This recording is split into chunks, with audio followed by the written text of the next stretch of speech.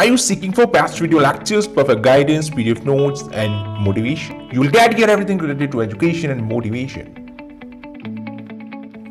Our lectures of physics, English, maths, physical education are available here. We do instant replies to your comments, work on a suggestion, and fulfill your recommendation. We treat education beautifully. We provide easy to understand lectures, simple learning notes, and always available for you. Always feel free to ask. Visit Shadow of Success Best Education Point, the perfect guider. Hey, what's up people? This is Karthik Sharma here और इस video में हम बात करेंगे sports and nutrition part 1 के अंदर balance diet and nutrition के बारे में, और जिसके अंदर मैक्रो एंड माइक्रो न्यूट्रिएंट्स भी आते हैं, फिर मिनरल्स भी इसका पार्ट होता है। तो ये चीज़ डिस्कस करेंगे, साथ में न्यूट्रिटिव कंपोनेंट्स ऑफ डाइट इस वीडियो में डिस्कस करेंगे। ये दोनों ही बहुत बड़े पार्ट हैं, इसलिए इन दोनों को ही हम इस पार्ट में कवर कर पाएंगे। इसके आगे का नेक्स्ट पार्ट में हम कवर कर लेंगे। इसका पीडीएफ मैंने वेबसाइट पे अपलोड कर दिया है, नीचे लिंक दी हुई है डिस्क्रिप्शन में, डाउनलोड कर लो। हर जो भी हमारा लेक्चर कंप्लीट होता जा रहा है उसके पीडीएफ मैंने नीचे दे दिए हैं। वीडियो शुरू करते हैं उससे पहले मैं आपको बता दूं, अगर आप कुछ डोनेट करना चाहते हो कुछ भी अपने अकॉर्डिंग 50 रुपीज़ से एज पर योर लिमिट अपनी हेल्प करने के लिए उन स्टूडेंट्स की जिन्हें एजुकेशन के सोर्सेज, एजुकेशन के चीज़ें नहीं मिल पाती हैं, उन्हें पूरी तरह से राइट टू एजुकेशन नहीं मिला है, तो उसके लिए आप डोनेट कर सकते हो। और इसका डिटेल्स आपको स्क्रीन पे दी जा रही है। फर्दर इन्फॉर्मेशन के लिए आप मुझे कांटेक्ट कर सकते हो, नीचे नंबर दिया हुआ है डिस्क्रिप्शन में, ईमेल करो। आपको बस करना इतना है कि डोनेट करने के बाद स्क्रीनशॉट लेके अपनी एड्रेस के साथ हमें भेज देना है, जिसका इलेक्ट्रॉनिक जनरेटेड पर्सनालिटी सर्टिफिकेट हमारी ऑर्गेनाइजेशंस शिक्षा कैंप और शैडो ऑफ सक्सेस की तरफ से आपको मिल जाएगा। तो चलिए वीडियो शुरू करते हैं। तो देखो, बैलेंस डाइट होता क्या है। बैलेंस डाइट और न्यूट्रिशन दोनों चीज़ें हम समझेंगे। फर्स्ट ऑफ ऑल, बैलेंस्ड का मतलब होता है कि कोई भी चीज़ का एक अमाउंट जो कि एक एडिक्वेट प्रॉपर्टी के साथ हो, एक प्रॉपर बैलेंस यानी कि प्रॉपर इक्विलिब्रियम के साथ हो। हम कह सकते हैं जैसे कि आपने सी सॉ देखा है ना, जिस पर बच्चे झूलते हैं इधर उधर बैठ के, तो बैलेंस कब होता है? जब उस पर दोनों तरफ या तो इक्वल वेट हो जाए या एक तरफ कोई फोर्स जो है वो मतलब एप्रोप्रिएट वे में लगाया जाए ताकि वो एक स्टेबल लेवल पे आ जाए। जैसे कि आप अगर गांव में रहते हो तो वहाँ पे जो दुकानें होती हैं वहाँ पे जो सामान तोला जाता है तो उसके लिए यूज़ किए जाते हैं। ठीक है, तो ये बैलेंस का मतलब समझ आई क्या होगा। अब डाइट के बारे में चलते हैं। डाइट का मतलब होता है आपके खाने पीने का पूरा सिस्टम। अब वो सिस्टम कैसे चल रहा है, आप कुछ भी खा रहे हो नाप शनाप, या उसे एक बैलेंस वे में खा रहे हो ताकि आपकी लाइफस्टाइल अच्छी रहे, हेल्दी रहे, और आपका जो पूरा स्ट्रक्चर है बॉडी का वो भी अच्छा रहे। तो इस चीज़ को हम बैलेंस डाइट बोलते हैं। तो इसका मीनिंग मैंने आपको समझाया, इस चीज़ को और समझ लेते हैं। एक बैलेंस डाइट का मतलब होता है कि right amount of food from all food groups. जितने भी चीज़ें हमारी बॉडी के लिए नीडेड होती हैं वो सारी चीज़ें हमें यहाँ पर खानी चाहिए, यानी कि उन्हें लेना चाहिए, इनटेक करना चाहिए उस चीज़ का, ताकि हमारी बॉडी की हर नीड कंप्लीट हो पाए, ठीक है ना। समझिए इस बात को। आगे चलो, एक और डेफिनेशन के अकॉर्डिंग समझते हैं। सारे मैंने सरस्वती बुक से बनाए हुए नोट्स हैं मेरे, अगर आपको बुक नहीं है तो इन्हें आप पढ़ सकते हो, बहुत यूजफुल नोट्स रहेंगे। इन्हें सिंपल वे में मैंने आपको समझाने की कोशिश की है, तो ये मत सोचना कि मैंने पूरी बुक यहाँ पे उतार दी है, ऐसा कुछ नहीं है। मैंने इंपॉर्टेंट चीज़ें ही वहाँ से निकाल के यहाँ पे रखी हुई हैं, ठीक है ना। A diet which consist of all the essential food constituents, जैसे कि आपको प्रोटीन है, कार्बोहाइड्रेट है, फैट्स, वाइटामिन्स, मिनरल्स और वाटर, इन्हें करेक्ट प्रपोर्शन में, जैसे कि H2O आप जानते हो ना, उसका प्रपोर्शन अगर H2O होगा तभी वो पानी होगा, अदरवाइज नहीं होगा। H2O2 एक पेरोक्साइड बन जाएगा, या फिर आप मतलब उस चीज़ को एक प्रॉपर चीज़, उसकी जो आइडेंटिटी है वो अगर आपको चाहिए तो उसका प्रोपोर्शन बहुत इंपॉर्टेंट करता है, मैटर इंपॉर्टेंट होता है ये चीज़, ठीक है। तो यानी कि एसेंशियल फूड कंस्टिट्यूएंट जिसमें आपको सारे बॉडी के नीड्स कंप्लीट करने की एलिजिबिलिटी हो, वैसे फूड्स हमें लेने चाहिए, जैसे कि प्रोटीन है, कार्बोहाइड्रेट है, फैट्स है, विटामिन है, मिनरल्स है, वाटर से नहीं केवल वाटर है। तो ये चीज़ हमारे लिए नीडेड होती है हमारी बॉडी के लिए।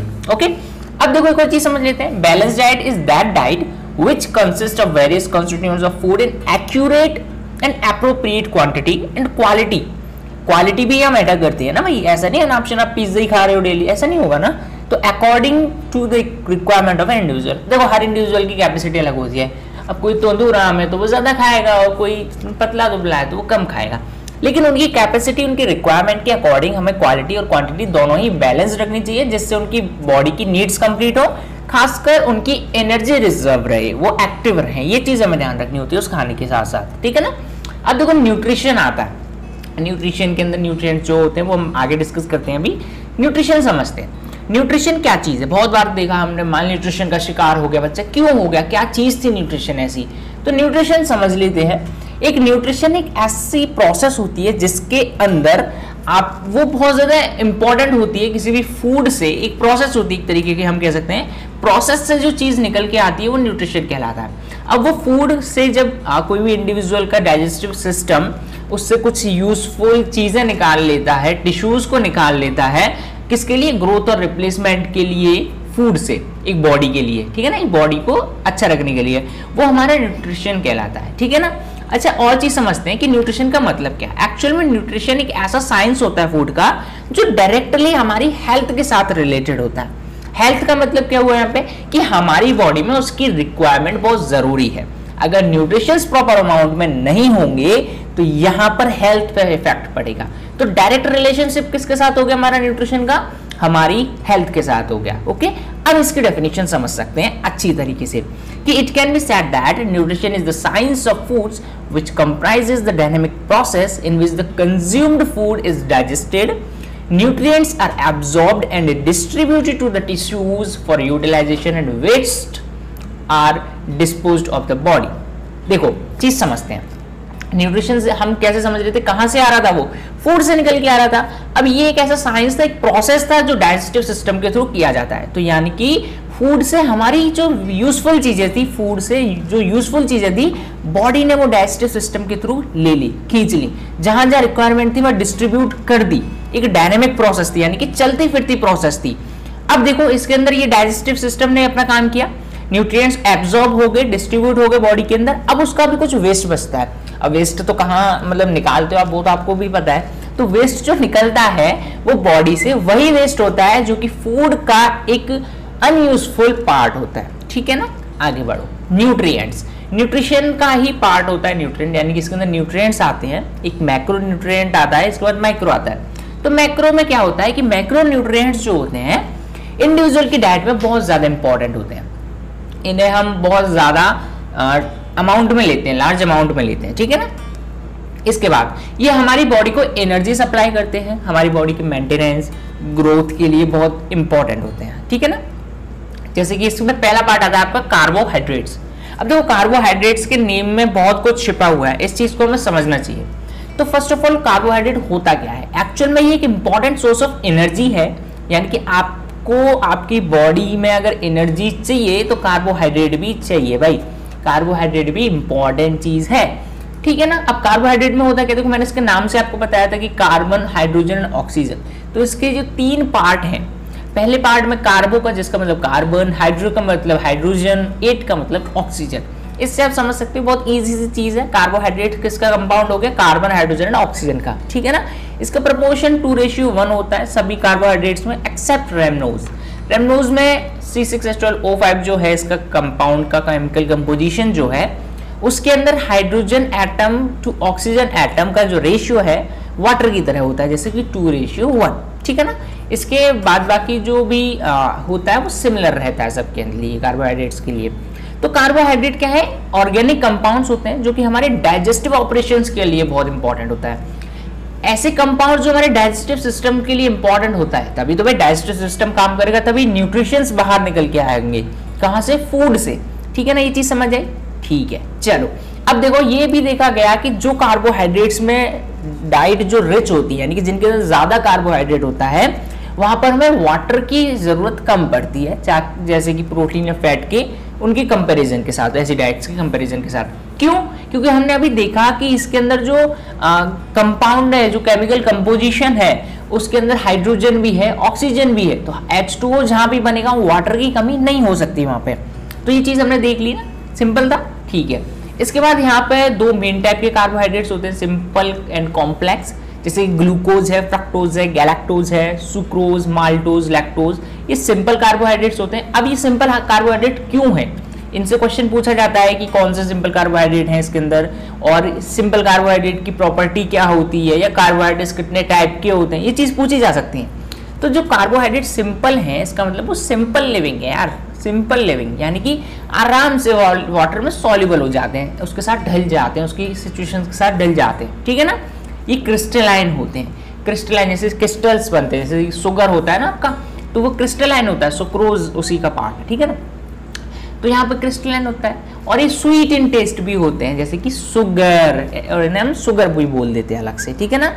अब देखो जो कॉम्प्लेक्स कार्बोहाइड्रेट्स आते हैं दूसरे, ये बड़े बहुत ज़्यादा कॉम्प्लिकेटेड होते हैं, ये मतलब इतने जिद्दी होते हैं, जैसे कि स्टार्च है, डेक्स्ट्राइन है, ग्लाइकोजन है, सेलुलोज है, ये कॉम्प्लेक्स कार्बोहाइड्रेट्स हैं जिन्हें हम पॉलीसैकेराइड्स भी बोलते हैं। ये टेस्ट में स्वीट नहीं होते, खट्टे होते हैं, खट्टे भी नहीं होते, मतलब इनका टेस्ट जो है वो स्वीट नहीं होता है, वाटर के साथ भी दोस्ती नहीं करते हैं, इनसॉल्युबल हो जाते हैं वाटर के साथ। और ये क्रिस्टलाइन टोटल अपोजिट है सिंपल के, ठीक है ना, क्रिस्टलाइन भी नहीं होते हैं, ठीक है ना। चलो अब देखो सिंपल कार्बोहाइड्रेट जो होते हैं भाई, सिंपल है तो स्मॉलर चेंज होती है इनकी केमिकल कंपोजिशन की कंपैरिजन टू कॉम्प्लेक्स वंस, ठीक है। आगे बढ़ते हैं, अब आता है हमारा प्रोटीन्स। प्रोटीन्स क्या है, प्रोटीन के अंदर कार्बन, हाइड्रोजन, ऑक्सीजन, नाइट्रोजन और सल्फर भी मिलता है।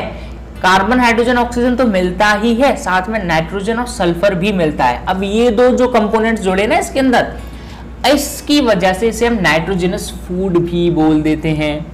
अब देखो इन सब कंपाउंड्स को जोड़ने के बाद एक बहुत बड़ा मॉलिक्यूल बन जाता है प्रोटीन।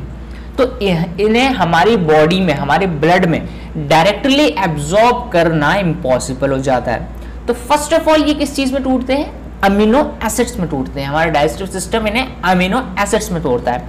अब अमीनो एसिड्स का क्या मतलब है, हमारी बॉडी में 23 अमीनो एसिड्स, टोटल जो अमीनो एसिड्स होते हैं वो 23 होते हैं, जिनमें से हमारी डाइट के अंदर 9 अमीनो एसिड्स होना बहुत कंपलसरी होता है, ठीक है ना, जो कि हमारे स्किन के लिए, मसल्स के लिए, ब्लड के लिए, हेयर, टिश्यूज या इंटरनल ऑर्गन्स की जितने भी हेल्प होती है उसके लिए अमीनो एसिड्स बहुत इंपॉर्टेंट हो जाते हैं, ठीक है ना। चलो इसके बाद प्रोटीन्स क्या करती हैं, प्रोटीन का काम क्या है, प्रोटीन न्यू टिश्यूज बनाती हैं, रिपेयर कर देती हैं अगर कोई ब्रोकन टिश्यू होता है, रेगुलेट करती हैं वाटर और एसिड का जो भी बैलेंस है, क्योंकि दोनों बैलेंस रहेगा तभी हमारी बॉडी में चीजें अच्छी तरीके से होंगी। ऑक्सीजन और न्यूट्रिएंट्स का ट्रांसपोर्टेशन भी करती हैं, एंटीबॉडीज बनाती हैं, यानी कि फाइट करने में किसी भी डिसीज से मदद करती हैं। आपने देखो ना जिम में जब जाते हैं तो वहां पे आपको सप्लीमेंट दिया जाता है, उसके अंदर प्रोटीन होता है, ठीक है ना, प्रोटीन होता है, प्रोटीन कहते हैं ना। तो प्रोटीन क्या कर रहा है आपकी, जैसे कि आप जब एक्सरसाइज करते हो तो आपकी मसल्स के जो टिश्यूज होते हैं ब्रेक होते हैं, उनके अंदर गैप्स आ जाते हैं, और जब आप प्रोटीन लेते हो तो उन टिश्यूज के जो ब्रेक होने वाली जगह थी, जो दरार हम बोल सकते हैं, उनके अंदर प्रोटीन जाके भर जाता है और वहां पे आपको लगता है मसल बड़ा हो गया, ठीक है ना, फूल गया। तो वही चीज है, प्रोटीन्स इसी चीज के लिए यूज किए जाते हैं, टिश्यूज को बचाने के लिए, उन्हें रिपेयर करने के लिए। इसके बाद प्रोटीन का अगर हम एक्सेसिव अमाउंट में यूज भी कर लें, खासकर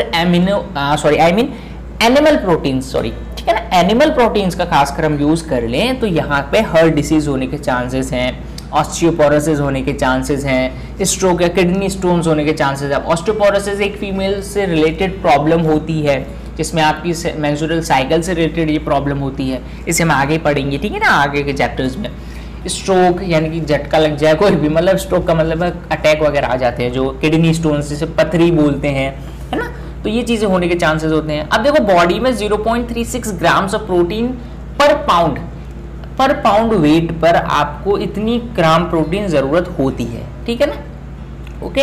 अब देखो अब प्रोटीन अगर एप्रोप्रिएट अमाउंट में ना लिया जाए तो यहाँ से डिफिशियंसी डिसीज हो सकती हैं, इसकी डिफिशियंसी से कुछ डिसीज हो सकती हैं, जैसे कि मैरस्मस है, क्वाशियरकर है, प्रोटीन डिफिशियंसी डिसीज हैं जो कि बच्चों में खासकर पाई जाती हैं, ओके।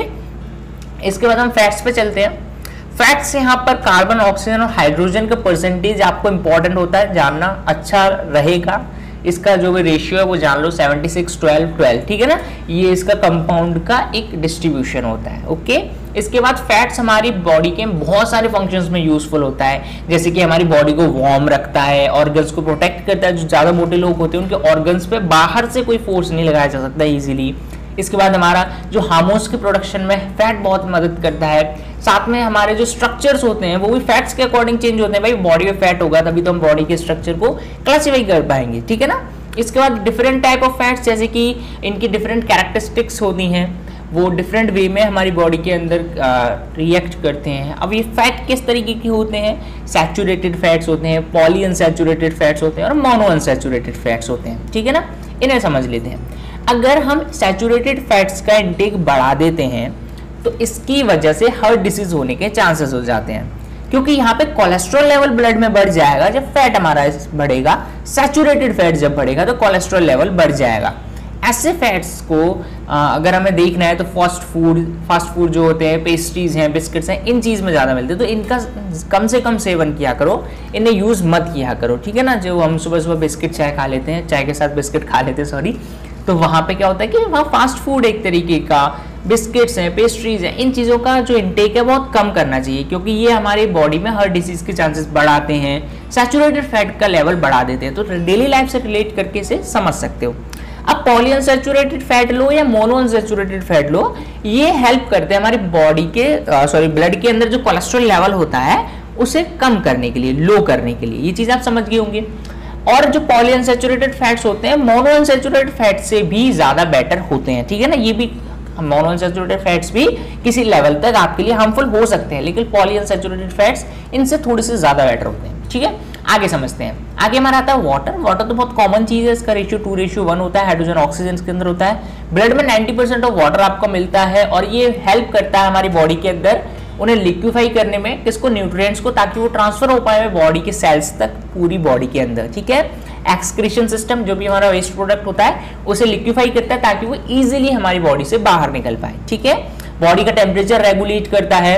साथ में केमिकल रिएक्शंस जो हमारी बॉडी के अंदर होते हैं, केमिकल रिएक्शंस जैसे कि जो भी डाइजेस्टिव सिस्टम हेल्प करने में उसे ज़रूरत पड़ेगी वाटर की, या फिर मतलब जितने भी रिलेटेड आपके केमिकल रिएक्शंस हो रहे हैं बॉडी के अंदर, चाहे वो एमिनो एसिड्स का टूटना हो, प्रोटीन का टूटना हो, या मतलब जो भी वर्किंग हो रही है केमिकल रिएक्शंस की, उसमें वाटर का एक इंपॉर्टेंट रोल होता है, क्योंकि ये भी वहाँ पर रिएक्शन करता है, ठीक है। क्योंकि बॉडी का मेटाबॉलिज्म बढ़ाने के लिए भी वाटर इंपॉर्टेंट हो जाता है। अब आती है बारी माइक्रो न्यूट्रिएंट्स की। अब माइक्रो न्यूट्रिएंट्स को भी हमने यहाँ पे मिनरल्स और विटामिन्स के अंदर डिवाइड किया हुआ है, मिनरल्स और विटामिन्स। इसके बाद जो माइक्रो न्यूट्रिएंट्स होते हैं बहुत कम अमाउंट में लिए जाते हैं, इसलिए हमें माइक्रो कहना पड़ता है, माइक्रो न्यूट्रिएंट्स कहते हैं हम इन्हें, ओके। इसके बाद ये क्या है कि जो न्यूट्रिएंट्स होते हैं ये नॉर्मल फंक्शनिंग जो बॉडी की होती है उसके लिए ज़्यादा यूजफुल होते हैं, नॉर्मल फंक्शनिंग के लिए, ठीक है ना, बॉडी के अंदर। The main function of these nutrients is to enable various good chemical reactions to occur in the body. बहुत सारे केमिकल रिएक्शंस हमारी बॉडी में हर वक्त चलते रहते हैं, उनको एक बेनिफिशियल वे में, उनको एक अच्छे या गुड केमिकल रिएक्शंस की वे में होने के लिए हमें माइक्रो न्यूट्रिएंट्स की ज़रूरत पड़ती है। अब चलो इस चीज़ को समझते हैं। मिनरल्स को जैसे कि माइक्रो न्यूट्रिएंट्स को हमने मिनरल और विटामिन में डिवाइड किया था, वहीं मिनरल्स को भी हमने दो कैटेगरीज में डिवाइड किया हुआ है, ठीक है। मिनरल्स को हमने माइक्रो मिनरल्स और मैक्रो मिनरल्स, जिन्हें माइक्रो मिनरल्स को हम ट्रेस मिनरल्स भी कह सकते हैं क्योंकि बहुत छोटे छोटे होते हैं, इन दोनों कैटेगरी के अंदर हम डिवाइड कर चुके हैं, ठीक है। अब मिनरल्स के बारे में समझ लेते हैं कि एक्चुअल में मिनरल होता क्या है। मिनरल हमारी एसेंशियल होते हैं डाइट के अंदर, लगभग 4% ऑफ बॉडी वेट जो होता है वो मिनरल्स की वजह से होता है हमारा, ठीक है ना, बॉडी के अंदर। मिनरल्स रिक्वायर होते हैं हमारे हेल्दी टीथ्स, अच्छे खासे दांतों के लिए, बोन्स के लिए, मसल्स के लिए, इनके लिए ये इंपॉर्टेंट हो जाते हैं, ओके। इसके बाद minerals are also used by body for various activities such as transmission of nerve impulses, formation of hormones, maintenance of heart beat etcetera. ऐसी जो भी प्रोसेसेस होती हैं बॉडी में, मिनरल्स उसके लिए यूज होते हैं। अब ये मिनरल कर रहे हैं हम, इसमें मैक्रो मिनरल्स को पहले समझ लेते हैं। मैक्रो मिनरल में पहला हमारा आता है कैल्शियम। देखो इन्हें याद करने में बहुत कंफ्यूजन होता है यार, बच्चों को बहुत ज़्यादा कंफ्यूजन होता है, क्योंकि मैक्रो मिनरल और माइक्रो मिनरल में आपको बहुत ज़्यादा कंफ्यूजन हो जाता है। साथ में इनकी वर्किंग भी आपको पता होनी चाहिए, एग्जाम्स में हर बार लगभग पूछी जाती है, ठीक है ना। तो ये चीज़ आपको ध्यान में ज़रूर रख लेनी है, ठीक है। आओ कैल्शियम पे चलते हैं। तो कैल्शियम जो होती है वो टॉप मैक्रो मिनरल्स में से एक इंपॉर्टेंट चीज़ है, जो कि हमारी ग्रोथ और डेवलपमेंट के लिए, बोन्स की ग्रोथ और डेवलपमेंट के लिए, टीथ के ग्रोथ एंड डेवलपमेंट के लिए यूज़ किया जाता है। इसके बाद जो हमारे टीथ है, बोन्स हैं, उन्हें स्ट्रॉन्ग या हेल्दी रखने के लिए कैल्शियम का बहुत यूज होता है। साथ साथ ब्लड क्लॉटिंग हमारे, जैसे कि कभी वुंड हो जाते हैं हमारे, यानी कि वुंड का मतलब है कभी कट जाते हैं, तो वहाँ पे ब्लड का क्लॉट होने के लिए कैल्शियम की बहुत इंपॉर्टेंस होती है। ब्लड क्लॉट करने के लिए भी कैल्शियम यूज होता है। ये बहुत इंपॉर्टेंट चीज़ है कि इसकी डिफिशियंसी से हमें रिकेट्स नाम की बीमारी होती है। रिकेट्स, ठीक है ना, रिकेट्स होता है। इन्हें मिलने का सोर्स क्या है? चीज़ है, milk, orange juice, egg, yogurt और ग्रीन लीफी वेजिटेबल्स और सेरियल्स, ठीक है ना, इनके अंदर इन्हें हम देख सकते हैं आराम से। इसके बाद हमारा पोटेशियम आता है, और पोटेशियम के अंदर एक मोस्ट इंपॉर्टेंट मिनरल होता है डाइट का, जो कि हमारे नर्वस सिस्टम और मस्कुलर सिस्टम को फिट और एक्टिव रखने के लिए काम आता है। बहुत कंफ्यूजिंग चीज़ें होती हैं ये, इन्हें कंफ्यूज नहीं होना है। पोटेशियम हमारे मस्कुलर सिस्टम और नर्वस सिस्टम को फिट और एक्टिव रखने के लिए यूज होता है, ठीक है ना। इसके बाद maintaining the amount of water, ये भी इसका काम होता है कि हमारी बॉडी में वाटर का अमाउंट और जो ब्लड है उसके अंदर, टिश्यूज के अंदर वाटर का अमाउंट जो है उसे मेंटेन करके रखना होता है। साथ में इसके मेन सोर्सेज क्या है? बनाना है, टोमेटोज हैं, ग्रीन लीफी वेजिटेबल्स हैं, पीनट्स, सिट्रस फ्रूट्स, जिसमें जैसे हम बोल सकते हैं बिटर जो होते हैं थोड़े से, और बीन्स, ईटीसी, ऐसे जो सोर्सेज हैं वहाँ से इन्हें हम ले सकते हैं। इसके बाद सोडियम आता है, देखो यहाँ कंफ्यूज नहीं होना। सोडियम हमारी मस्कुलर एक्टिविटीज के अंदर हेल्प कर रहा है। पोटेशियम उसके सिस्टम को फिट रखने के लिए, किसको? मस्कुलर सिस्टम को काम कर रहा था, ठीक है। इसके बाद ये ट्रांसमिशन ऑफ नर्व इंपल्सेस के लिए काम कर रहा है, और पोटेशियम नर्वस सिस्टम को एक्टिव रखने के लिए काम कर रहा था। पोटेशियम सोडियम में कंफ्यूज नहीं होना है। सोडियम हमारा मस्कुलर एक्टिविटीज और नर्व इंपल्सेस के ट्रांसमिशन में काम करता है, लेकिन पोटेशियम उसको एक्टिव रख ले, उन दोनों चीजों को एक्टिव और फिट रखने में काम करता है, ठीक है। इसके बाद इसके मेन सोर्सेज हैं टेबल सॉल्ट, पिकल्स, बटर, ऐसी चीजें, ओके। इसके बाद मैग्नीशियम आता है, और मैग्नीशियम में समझते हैं तो मैग्नीशियम जरूरी होता है हमारी बॉडी सेल्स को रिपेयर करने के लिए, मेंटेन करने के लिए, बहुत इंपॉर्टेंट है। इसके बाद ये meat, brown rice, beans, whole grains ऐसी जगह पे मिलता है। इसके बाद फॉस्फोरस आता है। फॉस्फोरस, अब देखो फॉस्फोरस और कैल्शियम के अंदर आपको थोड़ी सी सिमिलरिटी दिख जाएगी कि फॉस्फोरस, लेकिन यहाँ पे दोनों में चीजें अलग हैं। कैल्शियम क्या करता था? टीथ्स और बोन्स को हेल्दी और स्ट्रॉन्ग रखता था। फॉस्फोरस उनके फॉर्मेशन में हेल्प कर रहा है। ये चीज ध्यान में रखनी, कंफ्यूज नहीं होना है दोनों बोन्स और टीथ से रिलेटेड, लेकिन फॉस्फोरस उनके फॉर्मेशन में हेल्प कर रहा है, ना कि उन्हें हेल्दी रखने में। हेल्दी कैल्शियम रखता है, ठीक है ना। इसके बाद जो मसल और नर्वस एक्टिविटीज होती है, नर्व एक्टिविटीज कहते हैं, उन्हें नॉर्मल रखने में काम करता है। अब देखो सोडियम के साथ भी इसकी आपको सिमिलरिटी मिल गई और पोटेशियम के साथ भी। सोडियम और पोटेशियम के साथ सिमिलरिटी का मतलब ये है कि इन्हें नॉर्मल रखता है, उनसे रिलेटेड काम नहीं करता है, उन्हें नॉर्मल रखता है। ना तो इसे ट्रांसमिशन में या मस्कुलर एक्टिविटीज में हेल्प करता है क्योंकि वो सोडियम का काम होता है, ना ही उस सिस्टम को फिट या एक्टिव रखता है, ये पोटेशियम का काम है। लेकिन मसल्स और नर्व एक्टिविटीज को, ना मस्कुलर सिस्टम की बात नहीं हो रही है, डायरेक्ट मसल्स की बात हो रही है, या नर्वस सिस्टम की बात नहीं हो रही है, नर्वस ट्रांसमिशन की बात नहीं हो रही है, यहाँ पे नर्व इंपल्सेस की बात नहीं हो रही है, यहाँ पे सीधी नर्व्स की बात हो रही है। तो उनकी जो एक्टिविटीज हो रही होती है उनको नॉर्मल रखता है, ठीक है ना। इसके बाद इसका फाउंडिंग देखें तो एग्स में egg, fish, cod liver, milk या अनपॉलिश्ड राइस में मिल जाता है। आगे बढ़ते हैं। आगे हमारे आते हैं माइक्रो मिनरल्स, जो कि बहुत कम अमाउंट में लिए जाते हैं, जिसमें पहला आता है आयोडीन। और आयोडीन हमारा production of hormones in thyroid gland. Thyroid gland का मतलब क्या है? आपने देखा होगा आपके गले के पास एक ग्लैंड होती है जिसे हम थायराइड ग्लैंड बोलते हैं, ठीक है ना। ये हमारी प्रॉपर ग्रोथ और डेवलपमेंट के लिए भी यूजफुल होता है। आयोडीन है ये, ठीक है ना, आयरन नहीं, आयोडीन है। इसके बाद आयोडीन की कमी से, देखो मैंने बोला गले के पास थायराइड ग्लैंड होता है, गले के अंदर ही होता है इवन, ठीक है ना, इवन। तो यहाँ पे जो आयोडीन की कमी होने की वजह से होता है वो होता है गॉइटर। गॉइटर क्या होता है? आपके थायराइड ग्लैंड के अंदर स्वेलन आ जाती है। देखा होगा कई बार आपने फोटोज में देखा होगा, या जब आप सिविक्स वगैरह पढ़ते थे पहले या इकोनॉमिक्स पढ़ते थे छोटी क्लासेस में, तो गॉइटर नाम की बीमारी देखने को मिलती थी। साइंस में भी आपने देखा होगा, जो गले के पास एक बहुत बड़ा सा कहो तो आप मटका जैसा लगने लगता है, दैट इज स्वेलन, और वो आयोडीन की कमी से होता है। और साथ में मेंटल रिटार्डेशन भी हो जाता है, मेंटली आप डिसेबल भी हो सकते हो उससे, या फिर मेंटलिटी आपकी थोड़ी सी लो हो सकती है, ओके, मेंटलिटी लो हो सकती है, ठीक है ना। इसके बाद हम आगे बढ़ते हैं, और आगे हमारा आता है आयोडाइज्ड सॉल्ट, फिश और सी फूड। इसके अंदर इसे हम देख सकते हैं, मिलता है हमें, ठीक है ना। इसके आगे बढ़ते हैं आयरन। आयरन क्या है हमारा? आयरन हमारे हीमोग्लोबिन के प्रोडक्शन में बहुत हेल्प करता है, हीमोग्लोबिन के प्रोडक्शन में, ठीक है ना। इसके बाद इसकी डिफिशियंसी से हमें एनीमिया होने के चांसेस होते हैं। साथ में आगे बढ़े तो ये हमारे liver, meat, egg, dry fruit ऐसी चीज़ों में मिलता है। ओके। क्रोमियम। क्रोमियम क्या है? क्रोमियम एक इंसुलिन एक्टिविटी को स्टिमुलेट करता है। इंसुलिन एक्टिविटी किस चीज़ में हेल्प करती है? हमें डायबिटीज से लड़ने में हेल्प करती है। जब हमें इंसुलिन कमी हो जाती है तो डायबिटीज हो जाती है, इसीलिए क्रोमियम की कमी से इंसुलिन की कमी, इंसुलिन की कमी से डायबिटीज हो जाती है। ये चीज़ आप रिलेशन बना सकते हो। ये मिलता कहाँ है? सोयाबीन है, ब्लैक ग्राम है, कैरेट, टोमेटो, इन चीज़ों में मिलता है, ठीक है ना। इसके बाद हमारा कॉपर आता है और कॉपर हमें हेल्प करता है हीमोग्लोबिन के फॉर्मेशन में। अगेन आयरन हमें किस में कर रहा था? उसके प्रोडक्शन में। हीमोग्लोबिन इसके फॉर्मेशन में हेल्प करता है। दोनों सिमिलर सी चीज़ें हो जाती हैं, ठीक है। पल्सेस वगैरह मिलता है। इसके बाद लास्ट आता है कोबाल्ट, और कोबाल्ट हमें एनीमिया से बचाता है और ग्रीन लीफी वेजिटेबल्स में मिलता है, मिल्क में, मीट में, ऐसी जगह पे हमें ये मिल जाता है। ओके। आगे बढ़ते हैं। आगे हमारा वाइटामिन्स आते हैं और वाइटामिन्स के अंदर आपके जो कि वाइटामिन्स ऐसे केमिकल्स होते हैं जो कि बहुत कम अमाउंट में हमारी बॉडी को हेल्दी रखने के लिए यूज किए जाते हैं। वाइटामिन्स अगर प्रेजेंट ना हो हमारी डाइट में तो डिफिशियंसी डिसीज होने के चांसेस रहते हैं। इसका पहला पार्ट आता है fat soluble vitamins. Fat soluble vitamins वो विटामिन्स होती हैं जो कि फैट में डायरेक्टली सॉल्युबल हो जाती हैं। इनका कंपोजिशन होता है कार्बन, हाइड्रोजन, ऑक्सीजन का। विटामिन ए आता है। विटामिन ए एल्बम मैकुलम ने 1913 में से इन्वेंट किया था, डिस्कवर किया था। इस चीज़ को क्वेश्चन बना लिए जाते हैं, तो इस चीज़ का ध्यान रखना है हमें। ओके। इसके बाद विटामिन जो है ये कहाँ मिलता है हमें? रेटिनल या रेटिनोइक एसिड ऐसी जगहों पे विटामिन मिल जाता है इजीली, और ये हाइड्रोजन, कार्बन, ऑक्सीजन के कंपाउंड से ही बनता है।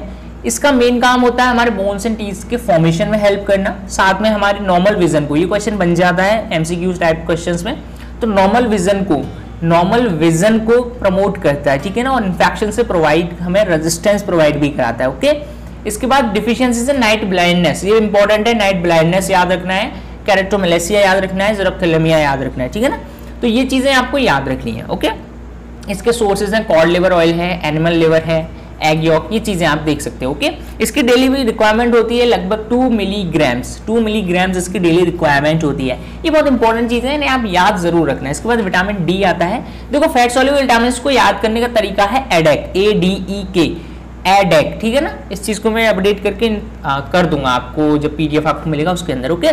तो ये हमारे कार्बन, हाइड्रोजन और ऑक्सीजन से यहाँ पे फॉर्म किया जाता है। साथ में क्रिस्टलाइन सब्सटेंस होता है और इसके अंदर ये हेल्प करता है हमारे कैल्शियम और फॉस्फोरस, अभी हमने पढ़ा था ना कैल्शियम और फॉस्फोरस, तो उनके एब्जॉर्प्शन में हमें मदद करता है। ओके। इसके बाद हमारी जो नॉर्मल फंक्शनिंग होती है पैराथार्मोन की, जो कि पैराथायरॉइड ग्लैंड्स के अंदर जो हार्मोन सीक्रेट होता है उसकी नॉर्मल फंक्शनिंग के लिए ये यूज़ किया जाता है। इसको जो कैल्शियम और फॉस्फोरस का लेवल होता है ये उसे मेंटेन करके रखता है। साथ में इसकी डिफिशियंसी से आपको रिकेट्स हो सकता है, टेटनी, डेंटल कैविटीज या ऑस्टियोपोरोसिस होने के चांसेस होते हैं। ओके। इसका जो मेन सोर्स है वो है सनरेज, सबसे ज़्यादा मेन होती हैं, सनरेज सबसे ज़्यादा मेन होती हैं। मिल्क है, बटर है, फिश है, तो ये ठीक है ना। इसके बाद सनरेज है, मिल्क है, बटर है, ये सारी चीज़ें क्या है? विटामिन डी की सोर्सेज हैं। सनरेज यानी कि जो सुबह के टाइम की जो सनरेज होती हैं वो ज़्यादा बेनिफिशियल होती है विटामिन डी के लिए। इसके बाद milk, butter, fish, liver oils, ये इसके मेन सोर्सेज होते हैं, ठीक है ना। आगे बढ़ते हैं। अब हमारा आता है विटामिन ई, जो कि नेक्स्ट पार्ट है किसका? फैट सॉल्युबल विटामिन का, जिसे हम एडेक बोलते हैं शॉर्ट फॉर्म में, ठीक है ना। चलो आगे। इसका का मतलब क्या है कि विटामिन ई जो यूज किया जाता है ना वो किस चीज के लिए किया जाता है? Growth of many organs in our body, बहुत सारे ऑर्गन्स की जितनी, मतलब हमारी बॉडी में जो ऑर्गन्स होते हैं उनकी जो ग्रोथ होने का जो मेन रीजन होता है वहां पर property of vitamin E work करती है, ठीक है ना। विटामिन ई वर्क कर रही है। ओके। आगे चलते हैं। देखो विटामिन ई जो है इसकी डेफिशिएंसी बहुत रेयर होती है। ये चीज़ हमें माननी होती है कि विटामिन ई की जो डेफिशिएंसी है बहुत कम पाई जाती है, यानी कि इसकी डेफिशिएंसी हालांकि होती ही नहीं है। लेकिन अगर ये हो जाए तो इससे क्या चीज़ें हो सकती हैं? अगर ये हो रही है तो उनके अंदर कुछ जेनेटिक डिसऑर्डर्स हो सकते हैं, या बहुत कम वेट हो सकता है, या प्रीमेच्योर बच्चे हो सकते हैं, प्रीमेच्योर के बच्चे का, ठीक है ना, ये चीज समझ आई। इसके बाद इसकी डेफिशिएंसी से क्या हो सकता है? एनीमिया होने के चांसेस होते हैं, ठीक है ना। इसकी डेफिशिएंसी से एनीमिया होने के चांसेस होते हैं, या फिर लो रेड ब्लड काउंट हो जाता है। आरबीसीज होते हैं, जो रेड ब्लड सेल्स जो होते हैं उनका काउंट जो हो जाता है वो कम हो जाता है, जो कि हमारी बॉडी की कई सारी एबिलिटीज जैसे कि सेक्स हार्मोन्स को प्रोड्यूस करना, स्पर्म्स को प्रोड्यूस करना, इसकी एबिलिटी को खत्म कर सकता है, ठीक है ना। तो इस चीज के लिए जो कि हमारे रिप्रोडक्टिव सिस्टम के लिए बहुत इंपॉर्टेंट चीज है, उसके अंदर मेनली डिफिशियंसी आ जाएगी, ठीक है ना। प्रीमेच्योर इन्फेंट्स का मतलब समझ गए होंगे, जो बच्चे टाइम से पहले ही उनकी दाढ़ी मूछें आ जाती हैं या फिर वो प्री मैच्योर हो जाते हैं, यानी कि पहले से ही मैच्योर हो जाते हैं according to their age. Okay, आगे आते हैं हम। ये एक एंटीऑक्सीडेंट की तरह वर्क भी करता है हमारी बॉडी के अंदर, जिसका मतलब है कि हमारे जितने भी सेल्स डैमेज हो रहे होते हैं हमारी बॉडी के अंदर, उनकी डैमेज होने की प्रोसेस को स्लो डाउन कर देता है। स्लो डाउन का मतलब क्या है कि जिस तरीके से हमारे सेल्स जो थे वो डैमेज हो रहे थे, यानी कि कई बार क्या होता है कि कोई स्ट्राइक हो गई हमारी बॉडी पे या कोई केमिकल चेंज हो गया जिसकी वजह से सेल्स जो थे वो डैमेज होने लग जाते थे। अब जो डैमेज हो रहे थे सेल्स पहले बहुत स्पीड से हो रहे थे, बहुत स्पीडली हो रहे थे, जल्दी जल्दी हो रहे थे, तो उससे क्या होगा कि हमारी बॉडी को ज्यादा इफेक्ट पड़ेगा, बहुत जल्दी इफेक्ट पड़ेगा।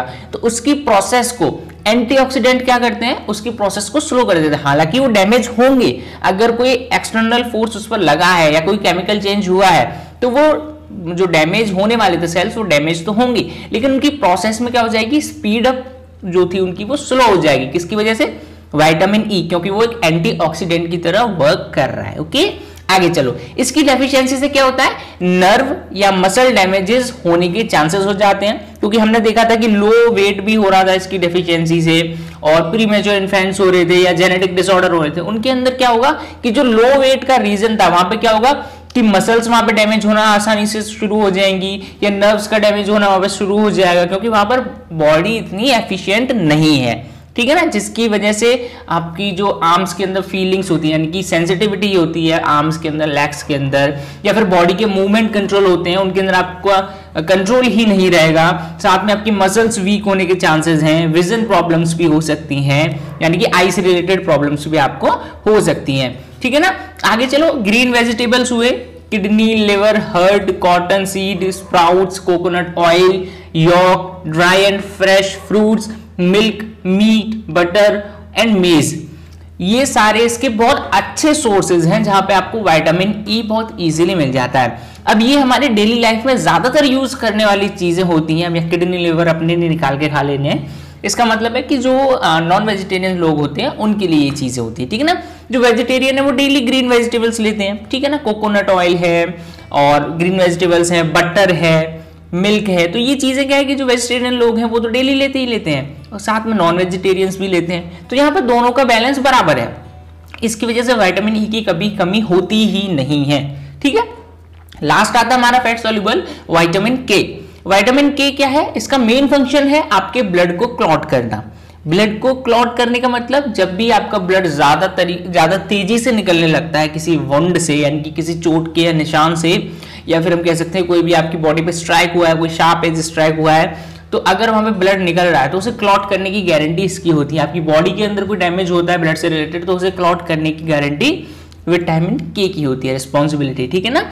इसके बाद ये हमें ब्रेन हैमरेज जैसी चीजें या कोई भी हैमरेज हो रहा होगा हमारी बॉडी में, या फिर कहीं से मैंने बोला ना वुंड से जब ब्लीडिंग होती है, एक्सेसिव ब्लीडिंग, तो उन सब से प्रिवेंट करने में मदद करता है। हैमरेज क्या होता है कि अंदर ही अंदर कहीं पे कोई ना कोई डिफेक्ट आ जाता है बॉडी के अंदर, ठीक है।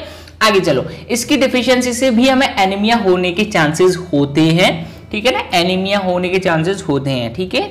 आगे बढ़ते हैं। इसके जो सोर्सेस हैं वो हैं जैसे टोमेटो हुआ, पोटैटो है, स्पिनच है, cabbage, soybean, fish, cauliflower, wheat, egg and meat, ये मेन सोर्सेज है, इसके रिच सोर्सेज है जहां से आपको मेनली मिलता है। और भी कई सारे सोर्सेज होते हैं लेकिन ये वाले थोड़े से ज्यादा मेन हो जाते हैं, ओके। अब देखो यहाँ पे हम बात करेंगे वाटर सॉल्युबल विटामिन। अब वाटर सॉल्युबल का मतलब क्या है कि जो विटामिन वाटर के अंदर इजीली सॉल्यूबल हो जाते हैं, यानी कि सॉल्ड हो जाते हैं, सोल्यूशन बना लेते हैं, तो ऐसे जो विटामिन होते हैं उन्हें वाटर सॉल्युबल कहा जाता है। अब देखो ये विटामिन इसके अंदर नाइट्रोजन और सल्फर जैसे आपको कंटेंट मिल जाएंगे, ठीक है ना, इनके एलिमेंट्स आपको मिल जाएंगे, इसलिए ये भी मानना होता है, ठीक है ना। अब इसमें पहला जो आता है वो होता है विटामिन बी कॉम्प्लेक्स। अब यहाँ पे कॉम्प्लेक्स क्यों कहा गया, पहले तो हम इसे केवल एक ही विटामिन बी के तौर पे कंसीडर किया करते थे, लेकिन इसके अंदर हमने देखा कि विटामिन बी के कई सारे टाइप्स होते हैं जो कि सॉल्युबल अगर कैटेगरी में देखा जाए तो विटामिन बी की 8 कैरेक्टरिस्टिक्स, 8 डिफरेंट टाइप्स वहां पर बताए गए जो कि हमारे पूरे सेल के मेटाबॉलिज्म में बहुत अच्छा इंपॉर्टेंट रोल प्ले करते हैं, ठीक है। तो चलो पहला विटामिन आता है B1 जिसका नेम दूसरा है थायमिन। तो ये चीज याद रखने वाली है कि विटामिन B1 को हम थायमिन नेम से भी जानते हैं, क्योंकि इस पे क्वेश्चंस आ जाते हैं। ओके, अब देखो इन विटामिन को हम थायमिन भी कहते हैं। क्वेश्चन पहला बन गया हेडिंग से ही। ये कलरलेस विटामिन होते हैं, इनका कोई कलर नहीं होता, आप इन्हें पहचान नहीं सकते हो कि ये कलर के थ्रू इसे आप अगर आइडेंटिफाई करना चाहो तो नहीं कर सकते, तो कलरलेस है। इसके बाद इसका टेस्ट जो अगर देखा जाए तो वो सॉल्टी होता है। वैसे तो आपको पता नहीं चलेगा कि आप कब विटामिन B1 ले रहे हो, लेकिन अगर टेस्ट देखा जाए तो सॉल्टी टेस्ट होता है, ठीक है। और इसकी स्मेल काफी अजीब सी ईस्ट जैसी होती है। ईस्ट सुना होगा आपने कई बार, साइंस पर कई बार देखा होगा, तो ईस्ट जैसी इसकी स्मेल होती है, ठीक है ना। इसके बाद हमारे कार्बोहाइड्रेट्स के मेटाबॉलिज्म में ये बहुत हेल्प करता है। कार्बोहाइड्रेट क्या है? सोर्स ऑफ एनर्जी है हमारी बॉडी के लिए, तो उसके मेटाबॉलिज्म में उसको मेटाबॉलाइज होना पड़ेगा हमारी बॉडी में, तो उसके लिए भी ये हेल्प करता है, ठीक है। अब इसके अंदर जैसे कि आपका हेल्थ ऑफ लिवर है, किडनीज है, इंटेस्टाइन है, स्टमक है, ब्रेन है, और भी कई सारे ऑर्गन्स हैं इंटरनल, उनकी जो भी हेल्थ है उसको मेंटेन करने में विटामिन B1 यहाँ पर हमारा यूज किया जाता है। ओके, इसके बाद ये हमारा नर्व और मसल से रिलेटेड भी उनकी एफिशिएंसी यूज करता है, मेंटेन करता है। साथ में हमारा विटामिन A जो है, एसिमिलेशन ऑफ विटामिन A जो था, यानी कि जो हमने फैट सॉल्युबल में पढ़ा था एडिक के अंदर, उसका एसिमिलेशन, उसका भी प्रिवेंशन उसका भी वहां पर रेगुलेशन होने में हेल्प करता है विटामिन A का। कौन करता है हेल्प? विटामिन B1 करता है। ये मेन पॉइंट्स हैं, अगर आप याद रख सकते हो तो रखना, अदरवाइज इसमें से इंपॉर्टेंट चीजें जरूर याद रख लेना, ठीक है ना। इसके बाद deficiency of vitamin B causes numerous elements, such as कई सारे एलिमेंट्स होते हैं, कई सारी प्रॉब्लम्स होती हैं, जैसे कि स्किन डिसीजेज हो गई, हेडेक हो गया, कंसंट्रेशन की कमी हो गई, या स्लीपलेसनेस, नींद वगैरह आती है, लॉस ऑफ एपेटाइट हो गया, इंडाइजेशन हो गया, हार्ट बीट में लोअरिंग आ गई, या फिर मस्कुलर एफिशिएंसीज में आपका रिटार्डेशन आ गया। तो ये सब डिफिशियंसी की वजह से विटामिन B1 की वजह से हो जाती है आपको दिक्कत, ठीक है। अब इसका जो मेन जो डिसीज आती है एमसीक्यूज में जो मेनली पूछी जाती है, क्योंकि ये तो कई जगह कॉमन भी हो जाते हैं हेडेक वगैरह, लेकिन जो मेन डिसीज होती है विटामिन B1 की कमी से जो होती है, जिसे हम पहले विटामिन B की कमी से ही बोला करते थे, तो विटामिन B1 की कमी से आपकी बेरी डिसीज होती है, ठीक है ना, बेरी डिसीज होती है। ओके, इस चीज को याद रखना। अब आते हैं विटामिन B2 पर, जो कि हमारी राइबोफ्लेविन नाम से भी जानी जाती है। अब देखो ये विटामिन येलो कलर की होती है, और ये सनलाइट के अंदर यूजुअली आप इजीली इसे डिस्ट्रॉय कर सकते हो। साथ में अगर आप फूड को ज्यादा देर तक कुक कर लेते हो तब भी विटामिन B2 इजीली डिस्ट्रॉय हो जाती है, क्योंकि हीट को ये यूज नहीं कर पाती, यानी कि हीट को ये एक तरीके से सस्टेन नहीं कर पाती है, इसलिए डिस्ट्रॉय हो जाती है।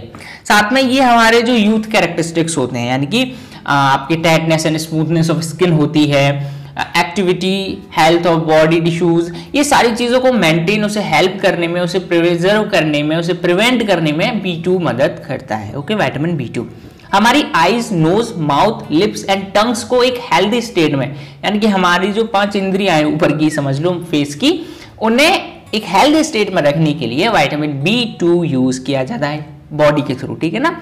इसके बाद इसकी डेफिशिएंसी से आपको स्टंटेड ग्रोथ, यानी कि ग्रोथ हुई नहीं हुई, या फिर रुक गई, एक साथ हो गई, या फिर इम्पेयरमेंट हो गया, या फिर अनहेल्दी स्किन, आईज में इन्फ्लेमेशन यानी कि रोशनी गायब हो गई, तो ये सभी डिफिशियंसी से इसकी से प्रॉब्लम हो सकती हैं आपको, ठीक है ना। ये चीज समझ आई।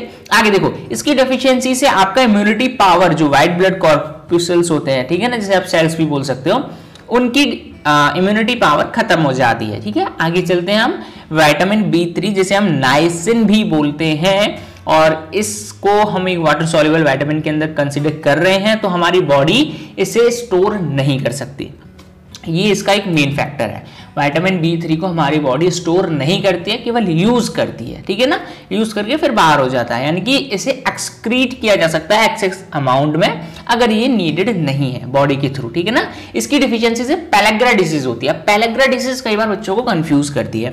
पेलेग्रा डिसीज का मतलब है जैसे कि आपकी स्किन का फटना, होठों का फटना, एड़ियां का फटना, तो ये जो नॉर्मल जो चीजें होती है, देखो एक तो ये वाटर सॉल्युबल है, तो इसका मतलब हमारी बॉडी में एक कह सकते हैं मॉइस्चर रखना, इसकी एक गारंटी होती है, ठीक है।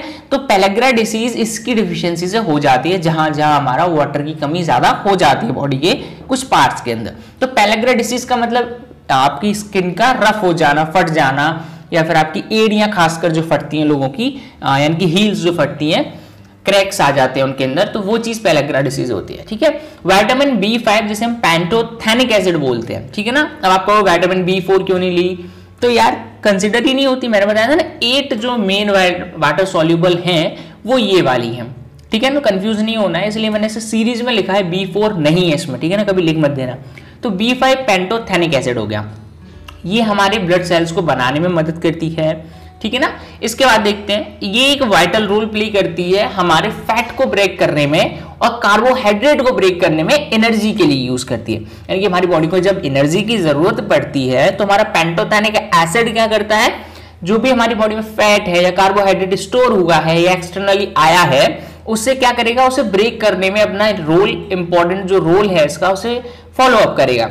उस रोल को क्या फॉलो अप करने के बाद क्या करेगा कि यानी फैट्स को ब्रेक डाउन कर देगा, कार्बोहाइड्रेट्स को ब्रेक डाउन कर देगा एनर्जी के लिए, ठीक है। बॉडी को एनर्जी चाहिए इसलिए, तो ये इसका एक इंपॉर्टेंट रोल होता है। अब इसकी डेफिशिएंसी से आपको जैसे कि फटीग है, इंसोमिया है, डिप्रेशन, इरिटेबिलिटी, वॉमिटिंग, स्टोमक एक यानी कि स्टोमक पेन या बर्निंग फीट, ऐसी प्रॉब्लम्स आपको खुद में दिखाई दे सकती हैं।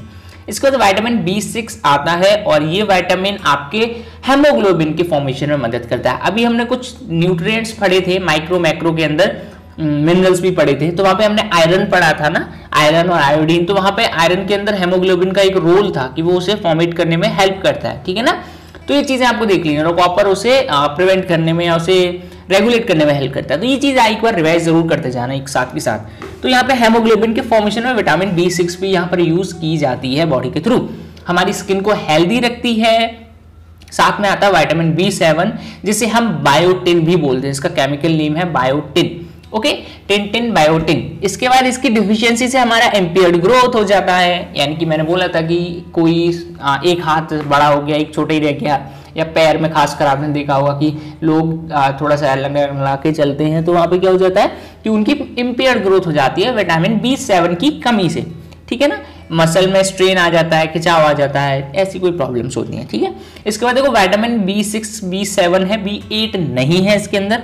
विटामिन B9 है जिसे हम फॉलिक एसिड भी बोलते हैं, और फॉलिक एसिड एक टेस्टलेस एसिड होता है, यानी कि टेस्टलेस विटामिन है जिसे B9 बोला जाता है।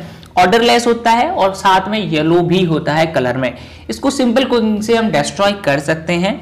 हमारे रिप्रोडक्शन के लिए बहुत इंपॉर्टेंट होता है, रिप्रोडक्शन प्रोसेस के लिए बहुत ज्यादा एसेंशियल हो जाता है। साथ में आपकी growth and development of body के लिए भी बहुत ज्यादा इंपॉर्टेंट होता है। जब भी हमें ट्विंस की चाहत होती है तो हम फॉलिक एसिड का ज्यादा सेवन करना चाहेंगे। तो फॉलिक एसिड क्या करता है, हमारे जो स्पर्म्स होते हैं उसको हमारे जो एग्स होते हैं ओवरीज के अंदर, उन्हें क्या कर देता है, ब्रेक कर देता है दो पार्ट्स में। तो ट्विंस के लिए फॉलिक एसिड को यहाँ पे क्या किया जाता है, सजेस्ट किया जाता है। तो ये एक इंपॉर्टेंट रोल होता है फॉलिक एसिड का रिप्रोडक्शन के लिए, बॉडी के ग्रोथ एंड डेवलपमेंट के लिए, ओके।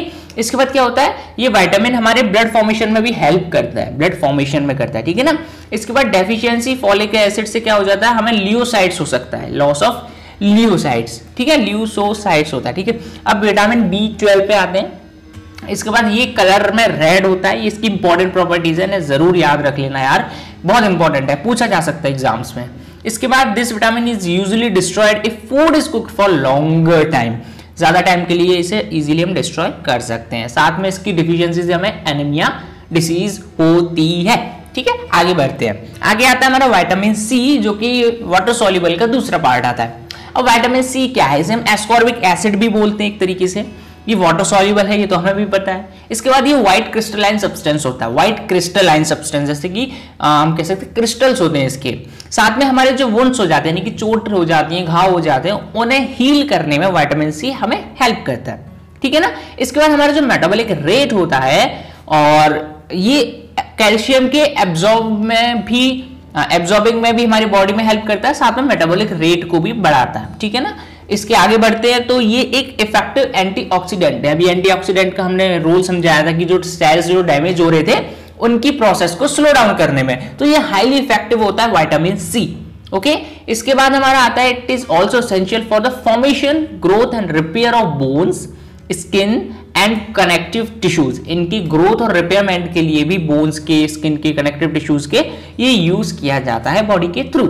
इसके बाद ये जो मेंटेन करता है हमारे टीथ और गम्स को मेनली और हेल्दी मेंटेन करता है, ठीक है ना। इसके आगे इसकी जो डेफिशिएंसी से हमें डिसीज होती है स्कर्वी, ये चीज याद रखना, इसकी डेफिशिएंसी से हमें स्कर्वी डिसीज होती है। ओके, इसके बाद क्या होता है कि जैसे कि लेमन्स है, पाइनएप्पल है, गुआवा है, आंवला है, बेर, ऑरेंजेस, जो खट्टे फल ज्यादा बिटर टेस्ट में जो होते हैं, सोर नहीं, थोड़े से बिटर जो होते हैं, तीखे जो होते हैं, तो उनके अंदर से ज्यादा मिलता है। ठीक है, चलो अब आते हैं न्यूट्रिटिव कंपोनेंट्स ऑफ डाइट, जो कि हमारे इस वीडियो का लास्ट टॉपिक है। चलो, बहुत बड़ा टॉपिक था, अब तक हमने कवर किया। अब न्यूट्रिटिव कंपोनेंट्स ऑफ डाइट के बारे में समझेंगे। एक्चुअल में न्यूट्रिटिव कंपोनेंट्स ऑफ डाइट होते क्या है? ये वो डाइट के वो कंपोनेंट्स होते हैं जिनसे हमारी बॉडी को कैलोरीज और एनर्जी मिलती है। डाइट के अंदर इनका होना बहुत कंपलसरी हो जाता है। ठीक है, अब वो कौन कौन से? अभी हमने पढ़े थे, प्रोटीन से। प्रोटीन क्या है? वर्ड कहां से आया? प्रोटीन, प्रोटियाज ग्रीक वर्ड है। ठीक है, इसका मतलब होता है कि best substance from food stuffs. ये कभी पूछा नहीं जाता है, लेकिन जब भी डेफिनेशन आए तो ये जरूर लिख देना, क्योंकि आपकी लाइंस भी बढ़ जाएंगी और एक वैल्यूएबल थिंग भी आप वहां पे डाल दोगे। ओके, इसके बाद प्रोटोप्लाज्म से बनता है प्रोटीन, जो कि लिविंग सेल्स का एक बेसिक रूल है, बेसिक चीज है, नीड है। ओके, तो मैक्सिमम अमाउंट ऑफ प्रोटीन कहां मिलता है हमें? बॉडी के टिश्यूज के अंदर मिलता है। ओके, चलो, beside this protein is also found in blood, secretion of endocrine glands, bones, teeth and in delicate tissues, यहां पर भी ये मिलता है। ठीक है ना, नॉर्मल सी बात है। प्रोटीन एक ऐसा कंपाउंड होता है जो कि ऑक्सीजन, कार्बन, हाइड्रोजन और नाइट्रोजन के फॉर्मेशन से बनता है, उनके कॉम्बिनेशन से बनता है। इसीलिए इसे हम नाइट्रोजनस फूड बोलते हैं, क्योंकि नाइट्रोजन का यहाँ पे इंक्लूजन हो गया। तो एनर्जी प्रोड्यूसिंग फूड सब्सटेंसेस में प्रोटीन एक ऐसा कॉन्स्टिट्यूएंट है जिसके अंदर हमारा नाइट्रोजन, फास्फोरस और सल्फर भी मिलते हैं, इसलिए इसे हम नाइट्रोजनस फूड भी बोलते हैं। तो इस चीज को जरूर मेंशन हमें करना होगा। ठीक है, हमारी फिजिकल ग्रोथ जो होती है, डेवलपमेंट जो होता है, वो रिटार्ड हो जाएगी, यानी कि कम हो जाएगी, मतलब बहुत स्लोली होगी या होगी ही नहीं अगर हम प्रोटीन की डेफिशिएंसी कर दें या उसे कम अमाउंट में लें। ठीक है ना, ये चीज आपको ध्यान में रखनी है। प्रोटीन हमारी सेल ग्रोथ और उसके रिपेयर, अभी हमने समझाया था, सेल ग्रोथ और रिपेयर में मदद करता है, साथ में हमारा जो मेंटल डेवलपमेंट होता है उसके अंदर भी ये हेल्प करता है। ओके, प्रोटीन क्या है? इन्हें बिल्डिंग ब्लॉक्स ऑफ लाइफ भी बोला जाता है। ये एमसीक्यू में आपसे पूछा जा सकता है क्वेश्चन कि which are nutritive components are known as the building blocks of life, तो वहां पे प्रोटीन बिना देखे सोचे समझे लगा देना। ठीक है ना, अब इसके सोर्सेज क्या है? दो तरीके के सोर्सेज होते हैं। एक एनिमल प्रोटीन होता है, क्योंकि एनिमल से मिलता है, एनिमल प्रोडक्ट से मिलता है। ठीक है ना, जैसे एग है, मिल्क प्रोडक्ट्स हैं, मीट, फिश है। तो एग एक बेस्ट एग्जांपल होता है जहां पे ज्यादा प्रोटीन हमें मिलता है, लेकिन sufficient of amount of amino acids जो हैं वो भी एग्स के अंदर ही हमें मिलते हैं। ठीक है ना, आगे चलते हैं वेजिटेबल प्रोटीन की। तो प्रोटीन्स, ऐसे प्रोटीन्स जो कि वेजिटेबल से मिलते हैं, उन्हें वेजिटेबल प्रोटीन कह सकते हैं। तो वेजिटेबल प्रोटीन कहाँ मिलते हैं? जैसे कि पल्सेस है, बीन्स हैं, सोयाबीन है, mustard, green peas, nuts, dry fruit, food grains, ऐसी जगहों पे आपको सोर्सेज जो है वेजिटेबल के अंदर मिल जाएंगे प्रोटीन के। ठीक है, आगे आता है हमारा कार्बोहाइड्रेट्स, इससे भी हम वाकिफ हैं। कार्बोहाइड्रेट एक न्यूट्रिटिव कंपोनेंट का एक एसेंशियल पार्ट होता है। कार्बोहाइड्रेट भी एक ऐसा केमिकल कंपोजिशन है जिसके अंदर कार्बन, हाइड्रोजन, ऑक्सीजन होता है। अब यहाँ पे नाइट्रोजन, सल्फर नहीं है, फास्फोरस नहीं है, तो ठीक है, इसलिए नाइट्रोजनस फूड नहीं बोलेंगे। इसके बाद कार्बोहाइड्रेट एक बॉडी के अंदर एनर्जी प्रोड्यूस करता है, इसलिए उसे फ्यूल के तरीके से यूज करती है हमारी बॉडी, क्योंकि ये एनर्जी प्रोवाइड कराता है। इसके बाद हम कार्बोहाइड्रेट को अगर नीड होती है तो इसलिए होती है ताकि हमारी बॉडी में फैट ज्यादा बने, उससे इंटर रिलेटेड होता है। फैट जब ज्यादा बनेगा तो इसका मतलब कार्बोहाइड्रेट की जरूरत भी हमें उतनी ही ज्यादा होनी चाहिए। ठीक है ना, अब जो पीपल होते हैं, यानी जो लोग होते हैं जो हार्डवर्क में इंडल्ज होते हैं, उन्हें ज्यादा अमाउंट ऑफ कार्बोहाइड्रेट्स की जरूरत होती है। ठीक है ना, अब ज्यादा अमाउंट ऑफ कार्बोहाइड्रेट अगर फूड में एक इंडिविजुअल लेता है तो इससे क्या होगा, उसके फैट्स में चेंज आएगा और इसकी वजह से उसके फैटी टिश्यूज एक्यूमुलेट, यानी कि उसके फैटी टिश्यूज प्रोड्यूस होना स्टार्ट हो जाएंगे। ठीक है ना, अगर कार्बोहाइड्रेट ज्यादा बढ़ा दिया जाए तो कार्बोहाइड्रेट की कमी भी देख लेते हैं। अगर इसकी कमी होगी तो ऑब्वियस सी बात है, जहां फैट बढ़ रहा था वहां फैट कम हो जाएगा, तो वेट क्या होगा, इंडिविजुअल का कम होने लगेगा। इसके सोर्सेज जान लो। सोर्सेज कहाँ है, जैसे कि राइस है, राइस, मेज, ज्वार, बाजरा, ये इसके मेन सोर्सेज हैं। बनाना, गुड़, शुगर, कार्बोहाइड्रेट्स के मेन सोर्सेज हैं। देखो शुगर से रिलेटेड क्वेश्चन आ जाता है, आपके केमिस्ट्री में भी आ जाता है। तो कार्बोहाइड्रेट का जो मेन सोर्स अगर आप पूछा जाए तो वो शुगर भी है। ठीक है ना, अब देखो फैट्स पे आते हैं। फैट क्या है? ये भी एक इसेंशियल कंपोनेंट ऑफ है, न्यूट्रिटिव कंपोनेंट ऑफ फूड है। ये भी कार्बन, हाइड्रोजन, ऑक्सीजन से बना होता है। ये हीट और एनर्जी प्रोवाइड करता है, हमें एनर्जी भी प्रोवाइड करता है, क्योंकि कार्बोहाइड्रेट से भी ये रिलेटेड है। तो कार्बोहाइड्रेट भी फैट से रिलेटेड है, तो वहाँ एनर्जी का काम तो कार्बोहाइड्रेट के साथ फैट कर ही रहा है, लेकिन हमारी बॉडी को हीट, वार्म भी रखता है, ठीक है ना, टेम्परेचर रेगुलेट करने में बॉडी का हेल्प करता है, ठीक है। ये हमारी जो बॉडी को स्मूथ और सॉफ्ट बनाता है, साथ में हमारी बॉडी को अगर हॉट या कोल्ड के इफेक्ट से बचाने की बात की जाए तो फैट ही है जो हमें इस चीज से बचाता है, ठीक है ना। अगर एनर्जी के पर्पज से देखा जाए तो फैट कार्बोहाइड्रेट से ज्यादा बेटर चीज है, ठीक है ना। अगर फैट को कार्बोहाइड्रेट के साथ यूज किया जाए फूड में तो फैट इजीली डाइजेस्ट हो जाएगा और जल्दी भी डाइजेस्ट हो जाएगा, ठीक है ना। ये इसका एक इंपॉर्टेंट पॉइंट है। अच्छा, अगर हमने एक्सेसिव फैट यूज नहीं किया बॉडी ने, if excessive fat is not used by the body, तो क्या होगा? It is accumulated in the body due to which various organs of the body do not work efficiently. देखो, body को तो fat की जरूरत है, अगर है तो फैट, अब भाई बॉडी में आप फैट जमा ही नहीं कर रहे हो, क्योंकि फैट से वो एनर्जी ले रही थी। अब बॉडी को तो एनर्जी की जरूरत है, तो वो एनर्जी लेने लगेगी कहीं ना कहीं से, तो बॉडी से खींच लेगी सारी एनर्जी जहां से भी उसे मिलेगी। तो क्या होगा? बहुत सारे जो बॉडी के ऑर्गन्स होंगे वो एफिशिएंटली वर्क करना बंद कर देंगे। तो ये चीज हमें ध्यान में रखनी है, ठीक है ना।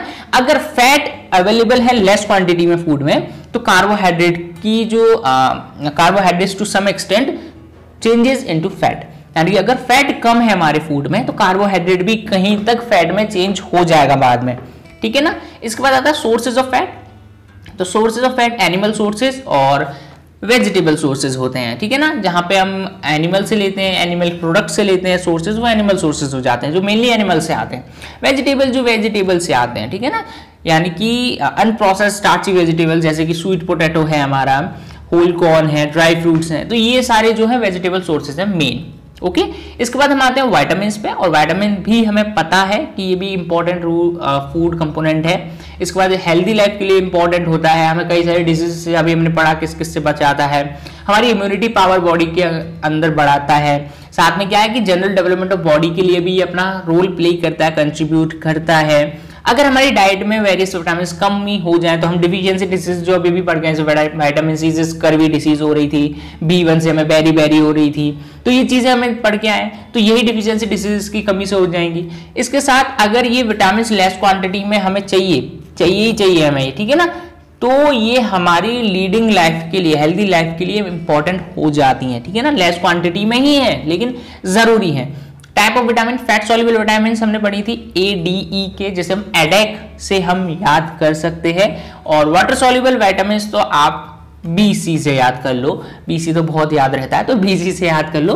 B कॉम्प्लेक्स के पार्ट्स जरूर याद रखना कौन कौन से होते हैं, या फिर ये याद रख लो कि कौन कौन से नहीं होते हैं। देखो B4 नहीं होता है, B8 नहीं होता है ना, तो B11 नहीं होता है, तो ये सारी चीजें आपको याद रख लेनी है। B10 भी नहीं होता है, जो भी है देख लेना एक बार और। ओके, चलो ये सब चीजें थी। अब इसके बाद मिनरल्स आता है, मिनरल्स भी हम पढ़ चुके हैं। तो मिनरल भी एक न्यूट्रिटिव कंपोनेंट का बहुत इंपॉर्टेंट पार्ट होता है, और मेंशन हमने किया था पहले भी कि जनरल डेवलपमेंट बॉडी की, प्रॉपर फंक्शनिंग मसल्स की, टीथ के फॉर्मेशन, ब्लड क्लॉटिंग, बहुत सारे इसकी चीजें हमने पढ़ी थी ना इसके अंदर, तो उन सब के लिए ये हेल्पफुल होता है मिनरल्स, ठीक है ना।